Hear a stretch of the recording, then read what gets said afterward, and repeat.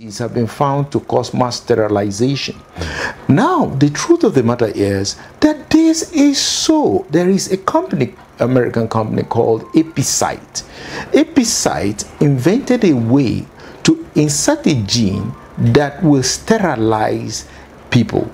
If a man eats it, he becomes infertile. That means he cannot have children. So then this Epicite gene was bought over by Monsanto. So when it was bought over by Monsanto, for the very purpose of inserting it in crops, so they now inserted it in Monsanto maize. This Monsanto maize was now grown and then actually put in practice. So the truth of the matter is that this is not some kind of conspiracy theory, or this is real fact. Epicite gene, Monsanto Epicite gene exists. Now, why are they doing this? That's why even many legislators, many people say, okay, well, are they doing this just for money? Yes, it is for money, but even beyond that, what has happened to Nigeria? What the aim of these biotech companies is that they want to begin massive cloning of organs and tissues. The cloning industry is worth 30 trillion US dollars. 30 trillion is 1/3 of world economy. Why and how do they plan to do this? What they want to do is, if you go to the hospital and you have a heart disease, nobody is going to start giving you this drug or this. They foresee a future whereby, oh, if you have a heart disease, why don't we give you a new heart?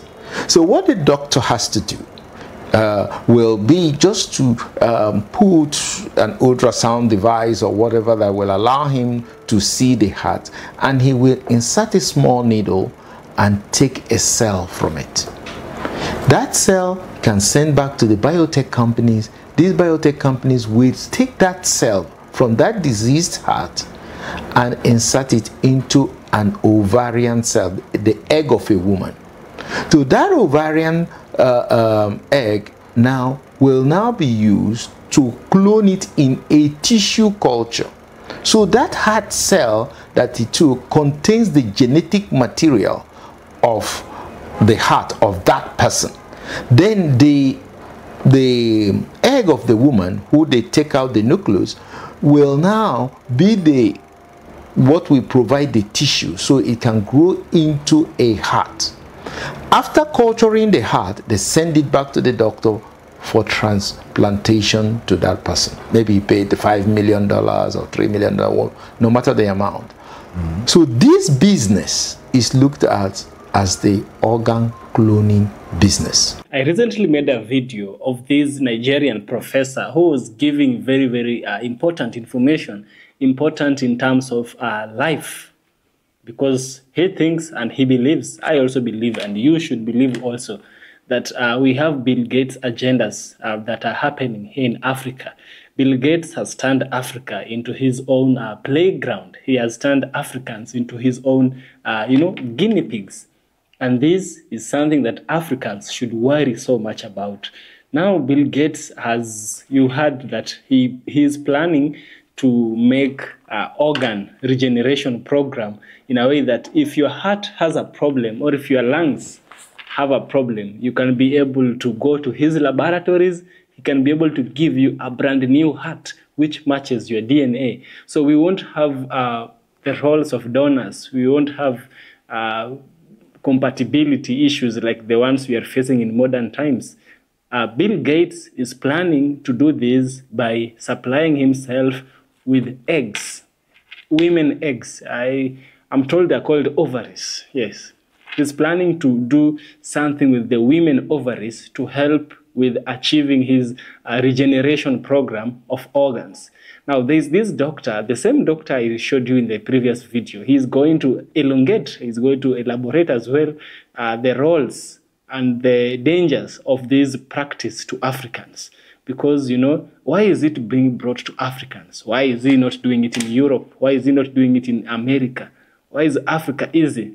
I think it's easy because of our leaders first. Our leaders are making it easy. But I don't want to say much in this video. I want us to listen to what the professor has to say. And then, by the end of the video, I shall share with you my deep critical analysis. Let's dive in. What they want to do is, if you go to the hospital and you have a heart disease, nobody is going to start giving you this drug or this. They foresee a future whereby, oh, if you have a heart disease, why don't we give you a new heart? So what the doctor has to do will be just to put an ultrasound device or whatever that will allow him to see the heart, and he will insert a small needle and take a cell from it. That cell can send back to the biotech companies. These biotech companies will take that cell from that diseased heart and insert it into an ovarian cell, the egg of a woman. So that ovarian egg will now be used to clone it in a tissue culture. So that heart cell that it took contains the genetic material of the heart of that person.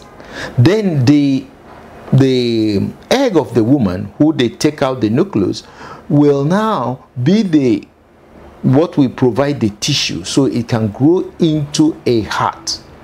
After culturing the heart, they send it back to the doctor for transplantation to that person. Maybe he paid $5 million or $3 million, no matter the amount. So this business is looked at as the organ cloning business. Now, what did the West do? All their billionaires, all the big names you hear, and all that, they invested in this. The big countries started invested in this. But the problem was, which country will women allow you to take their egg without permission? They said, well, wait a minute, there is the Nigeria. That Nigeria has 250 million people. And there is this area of their country that produces 70% of the tuber crops. That's the Northeast.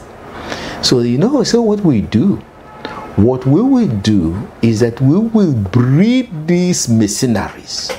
Take them from Liberia, take them from Libya, take them from Chad, take them from Niger, and bring them and call them Fulani headsmen.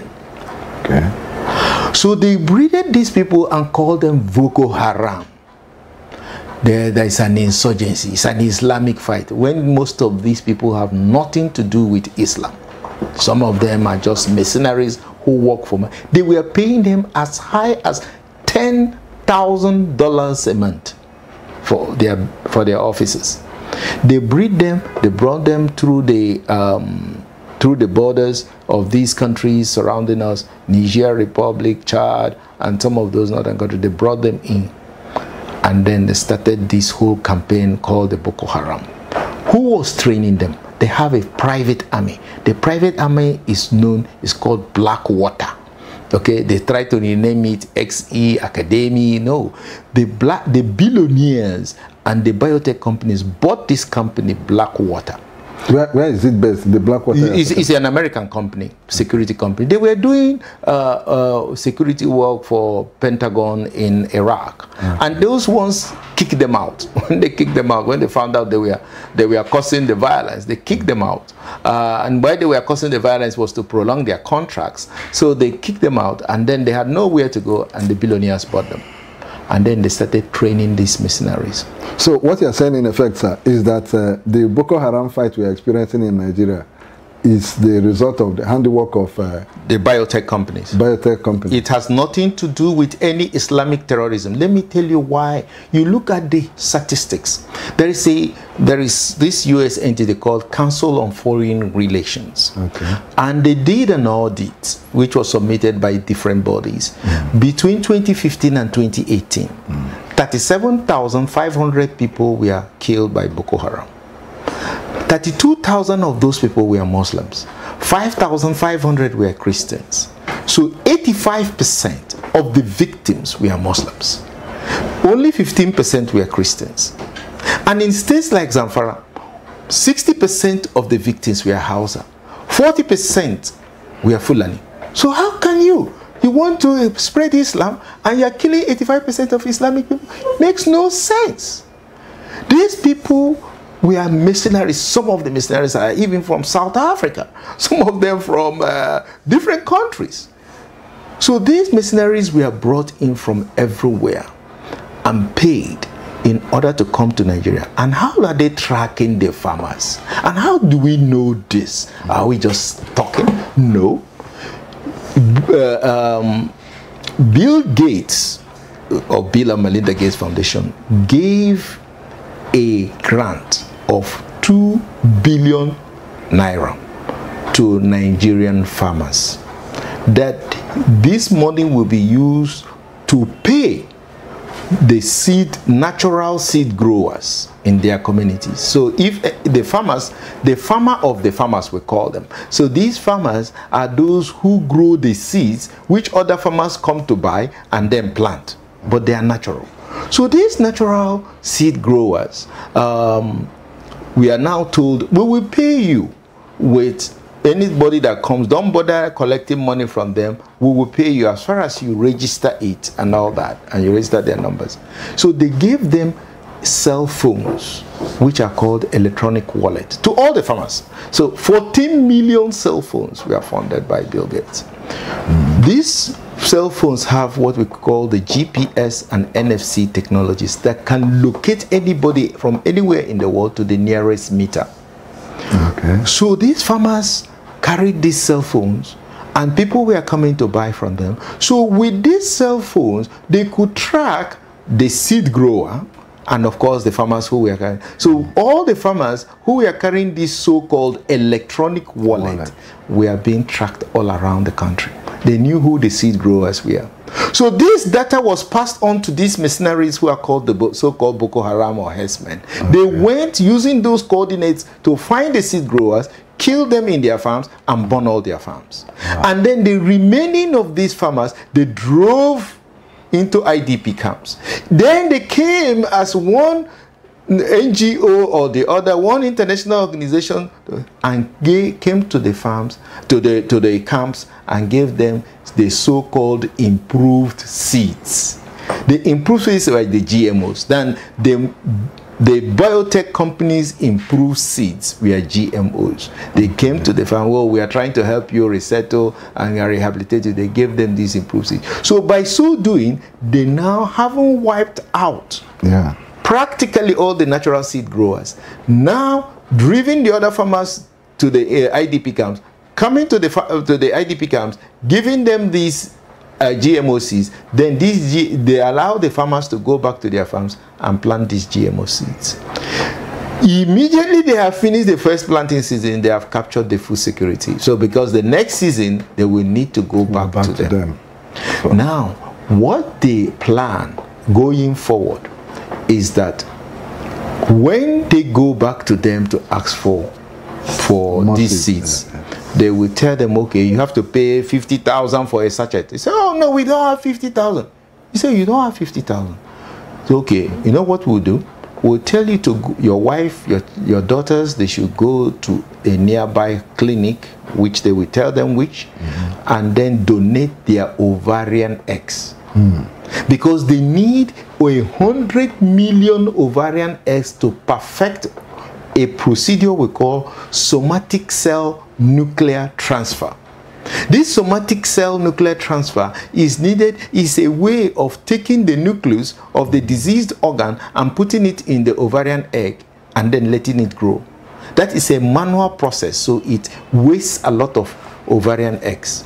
So you can now see they want the women to be driven to fertility clinics so they can harvest the eggs. Now, this is why they need to put mass sterilization, because that will only, the Boko Haram activity will only drive the farmers' wives and daughters to those fertility clinics. But the rest, if they now sell the food that has the gene inserted, the sterilization gene inserted, it will also drive every woman in Nigeria who has eaten that food, or every man, and then who has now become sterile. So when they go when they eat this food and become sterile, they now have to go the fertility clinics. When they get to the fertility clinic trying to have a child, so while they go there, they will harvest maybe 10 eggs and then use 2 to try for them to have a child, and the remaining 10 they will sell to the biotech companies. Wow. This is exactly what is happening in Nigeria right now. Right now, this is the plan. This is what is fueling the violence. They are killing the natural seed growers who are their competitors. So they cannot operate in Nigeria without this. And they put enabling laws. The National Health Act allows them to take the eggs of women. The National Health Act passed in 2014, signed by President Goodluck Jonathan, allows them to take the gametes or ovarian eggs without consent and without any inhibition. The National Biosafety Management Act... Did you say without consent? Yes, without consent. Of the patient? Yes, without consent of the patient. You can in fact, in the National Health Act, without consent of the patient, they can collect an organ.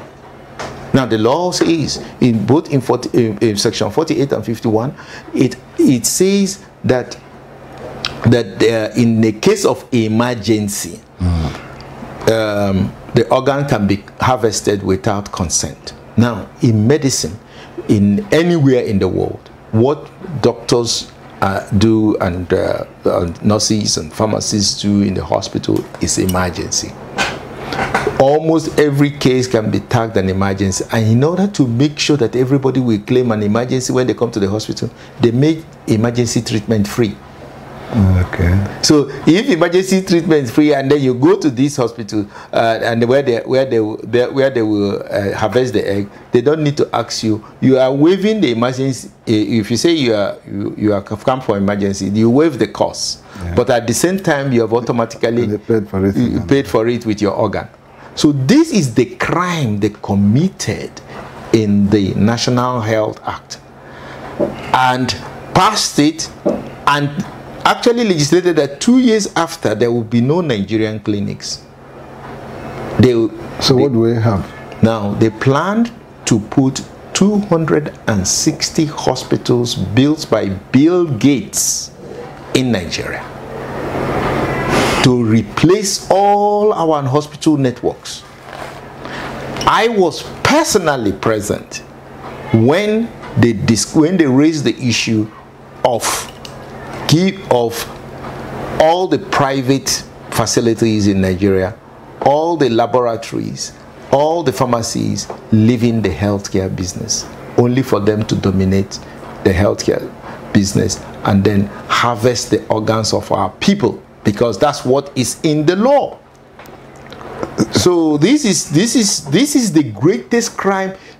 This is far more beyond the Nazi crime committed by the Nazi government. This is the greatest crime to be committed by anybody, by any group. And they must pay seriously for it. And Nigerian people must stand up to this and stand up to make sure that Bill Gates and all his cronies from Nigeria who are in this plan must pay heavily for it. Because this is the greatest crime in the history of humanity. So let me ask, the picture you painted is very scary, very scary indeed. Exactly, it is scary. And one will begin to imagine what the future holds for us. Now, looking at the government role, how would you describe, especially in the case of the GMOs, how would you describe government role in controlling the situation? The government, unfortunately, even from Goodluck's time to Buhari's time and now, have been acting totally ignorantly, and sometimes even colluding with these adversaries. The reason for this is that the entity that is set up for government, that is the national. That is the National Biosafety Management Agency, is actually a structure set up by the biotech companies. They put their own people in power. That's very dangerous. Yes, that's what they did. They just put their own people who carry out their agenda. How can you introduce a seed? No health monitoring, no, you can't appeal their decisions. They just authorized release, you can't challenge it in any court of law, or they will just announce that this seat have been a field trial. We say, okay, let us issue a counter evidence. No, it's not possible. They just authorize it. What sort of nonsense is that? So this is what they set up the structure by themselves. The seat councils were set up by the same biotech companies. So what is happening in Nigeria is a crime. It's a crime scene which has never been seen by humanity. And there are many advanced countries who are colluding with them. The billionaires are colluding with them, telling us they are doing philanthropy and all that. This is a criminal act. And I think our people must move and stand up. The youth of Nigeria must stand up against this, because this is the real threat to the lives of Nigerians. And the youth will be the first victim, because they would like to, kill the Nigerian people through these means. Yeah, so you appear to be the only person crying about this, and because the consciousness, the awareness doesn't appear to be so much, because I can't see a lot of persons fighting this, because gathering from the picture you painted, it's like either we are very, very ignorant of the fact, or we are docile, because no action is coming from. So what are you doing to galvanize support so that you can drum up your message louder? Yeah, actually, I wouldn't say that we are few. There have been a lot of organizations, anti-GMO movement in the country, including a lot of people. The church has been very vocal to this. The Catholic Bishops' Conference, I know, organized several conferences and enlightenment on this program. So there are voices speaking out. But what the unfortunate thing happening is that the very authorities that are in government, who are supposed to stand up against this, have been bought over by this international criminal cartel led by American billionaires. They came to this country with the flagship of trying to help Nigeria and modernize health system, modernize agriculture. But behind this is the most primitive, wicked plan ever carried out anywhere, worse than that of Nazi government. What they have done, is a crime. In fact, we should be by now asking the American government for extradition of Bill Gates into this country to answer for these crimes. Because let him tell the Nigerian people why he issued grants. And these grants, these telephones, he called the electronic wallet. He funded them. And how are they how is it that the farmers that have gotten this electronic wallet are now dying, decimated and killed and slaughtered? He should come to Nigeria and answer this. And all his people who are helping him in this country should also be brought forward before the National Assembly of Nigeria and sit down and answer to the whole world. I challenge them, if they think they are doing anything better, they should come and even on their own volition, without even extradition, and come and answer to the Nigerian people. So why I gave this 2 billion naira and I improved the health, show us how it happened. Yeah. Show us we are not fully self-sufficient for food, but we were getting close to that before 2014. And now, how can it be that we can't even feed ourselves any longer? Our nation is no more secure. Our farmers can't farm. How did this happen? You started a fattening program funded by these organizations in Chad, in Niger, the so-called cattle fattening program. The same cattle which normally wouldn't eat cassava now eats cassava, and then you used it as a weapon, equipped your mercenaries with AK-47 to come to Nigeria and decimate Nigerian farms and kill Nigerian people.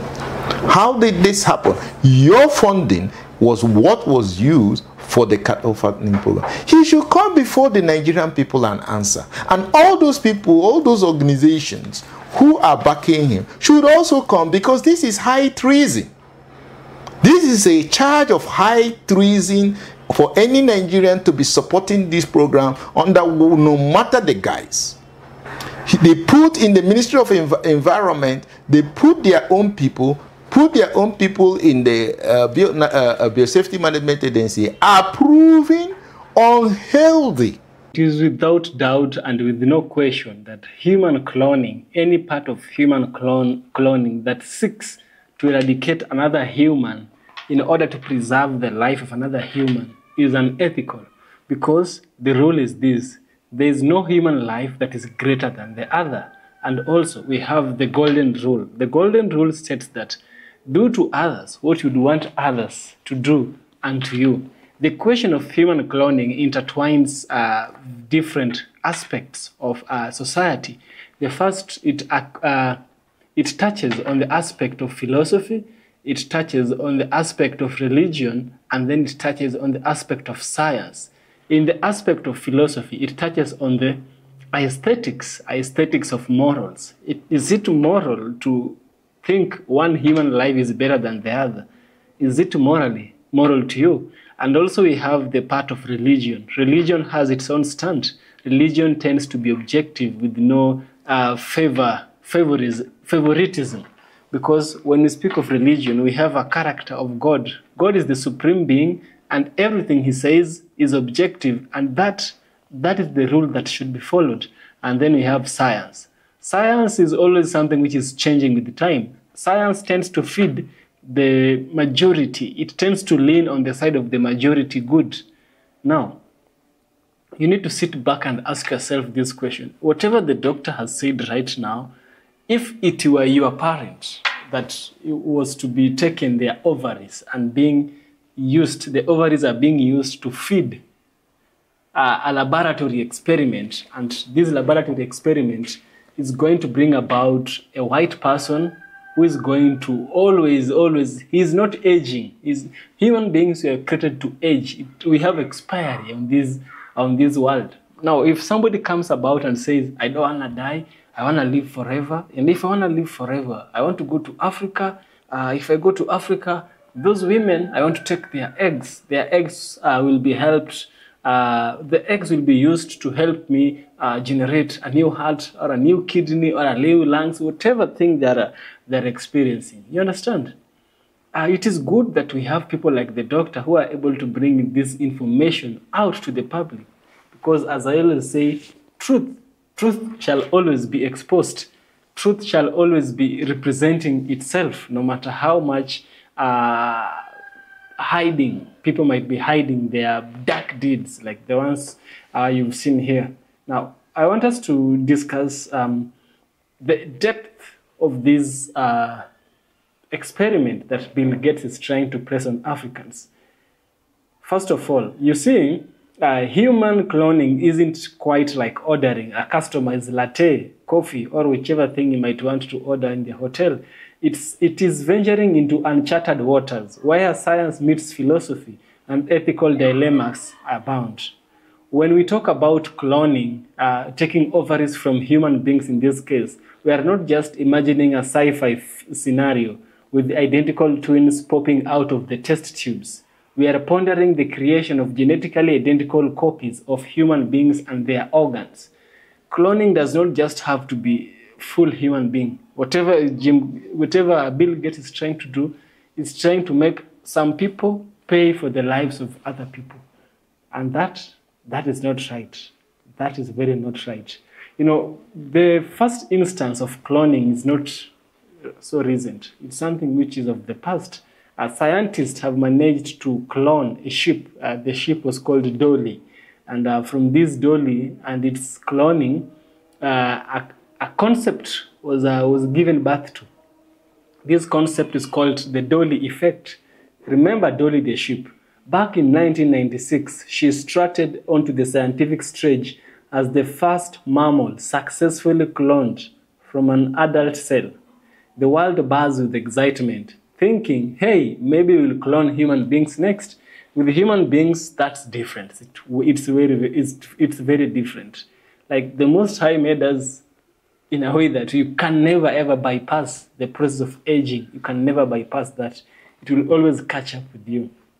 But behold, horses or sheep in this case, Dolly didn't open the floodgates to a golden age of human cloning. Why?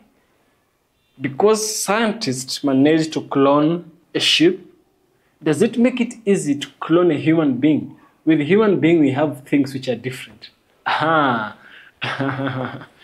There's this story I was reading online. Huh?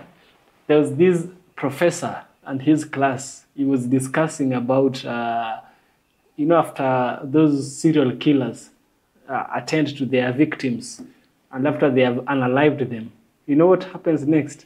They are always in dilemma. Where will they take this unalived body?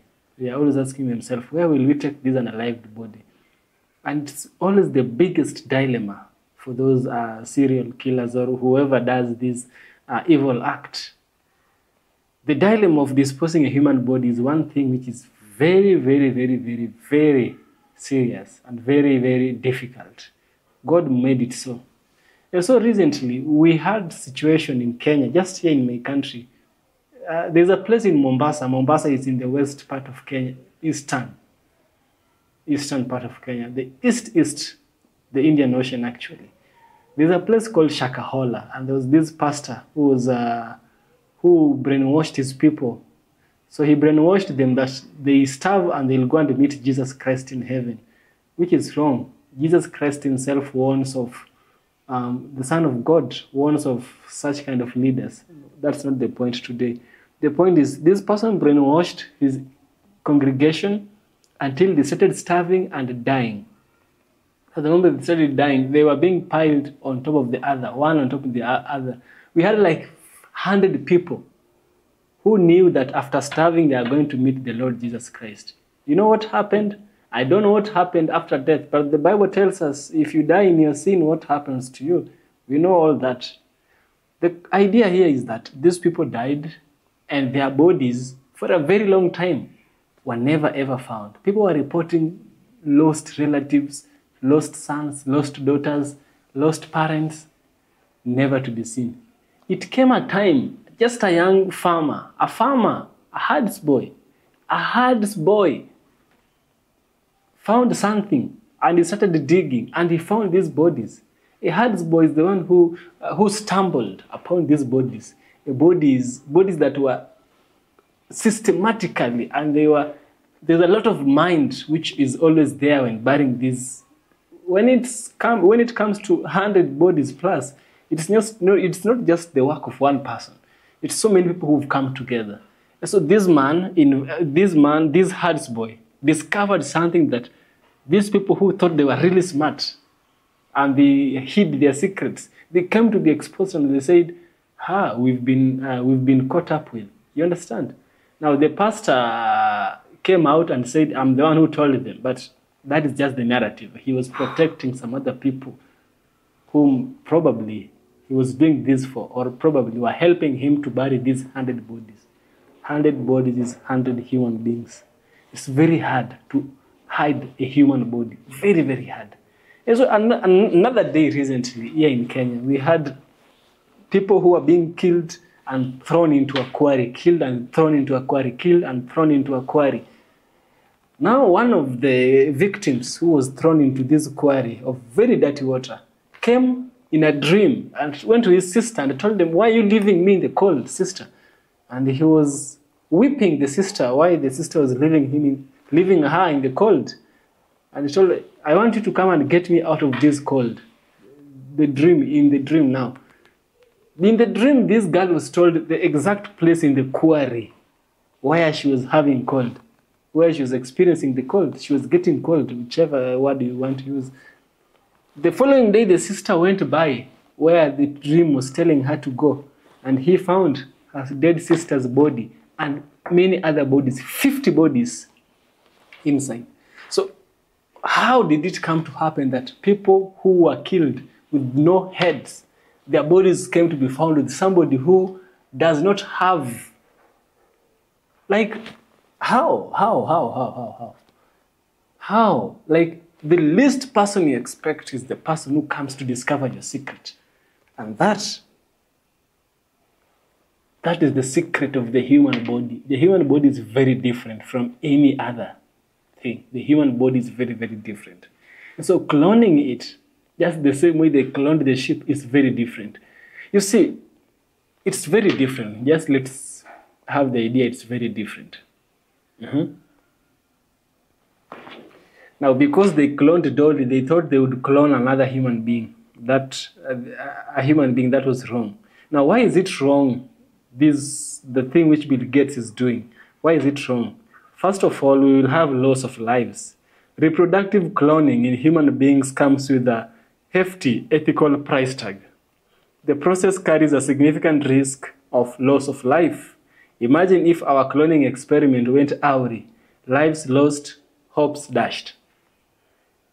If in the process of extracting these millions of eggs, one of these people or one of the doctors messes up in every person, we have very many lives lost. Another thing is identity crisis. You have a heart that does not belong to you, or a lung. You have a part of the body that does not belong to you. It will always demand of you something. Cloning would mess with our sense of self. Imagine meeting your clone at a family reunion. It's very awkward. Who is the original? Who is the copy? Are you both just you? You took some... There's this thing about people who give birth to other people. A mother carried a child for another family. The child was sucking this mama's milk. The child has always known this is the mother, until one day he sent to the parent. Who is the real parent? The one who gave birth to you, or the ones who donated their organs? Another thing is eugenics fears. Remember eugenics, the dark idea of selectively breeding better humans. Well, cloning could be its sneaky accomplice. Imagine a world where people create clones to cherry-pick desirable traits. Hey, mind-blowing, very mind-blowing. Now, what is the World Organizations doing against, working on against these practices that Gates is planning to do in Africa? We have UN organs such as the UNESCO, the cool international organization that promotes education, science, and culture has something to say. The Universal Declaration on the Human Genome and Human Rights gives human cloning a stern side eye. They argue that it's contrary to human dignity. Plus, when we mess with embryonic cells during cloning, potential lives get squashed. And let's not forget the inherent unreliability of cloning tech biological damage which might occur. There's so much that is wrong with cloning human beings that I personally say this is wrong, it shouldn't be done. If somebody is to die of an old age, because there is those diseases which we can prevent, but it doesn't have to take from another human being to get to you. It doesn't have to be that way. If we are supposed to die of old age, let us accept the fate. If it comes my time, at my very old age, I'm supposed to leave this planet, I'm going to be happy. I'm going to tell my family, I lived the best I could. I made the worst mistakes. I only pray that God opens the doors in the heaven for me. But I'm not going to say someone else's life is less and mine is better than theirs. I'm not going to say that. Doesn't make sense to me. Doesn't make sense to me. Even the wisest person on earth did not do such things. The consensus leans towards not, and let's not clone humans. Not yet. It shouldn't be happening. We are still figuring out the whole playing God. You know, when you play God, you pay the consequences, right? You play God, you pay the consequences. Since science marches on, maybe one day we will crack the code and address the risks and find a way to clone without the ethical hiccups. Until then, let's stick to making friends the old-fashioned way. Let's stick to the old-fashioned way of medication. You don't have to take from another person to feed another person. Don't steal Peter to pay Paul. You'll still be in debt. You'll still be in debt, yeah. This is EFK Original Documentaries. If you like my content, subscribe, give a super thanks. You might join my Patreon. I'd so much appreciate. You can be giving $5 donation. I'll still appreciate, yeah. By the way, I have a lot of free members. Yeah, I understand I understand I might say, okay, join my Patreon. But you know, the essence of joining my Patreon is so that you can support this channel for me to bring you great content. Like the laptop you are seeing here, this laptop costs a lot of money, and I just bought it to ensure I bring you quality content. And some of this money is the ones which I got from my Patreon donations. Thanks to you guys. Also, my pair of glasses, it's because of your support, watching my videos, sharing, I appreciate. So joining my Patreon is just give whatever God blesses you with, I will appreciate. Yeah. I hope you understand and you don't get the wrong message here. Please. Yeah. See you in the next video, where we shall also have a deep critical analysis on issue affecting Black people around the world. See you in the next one.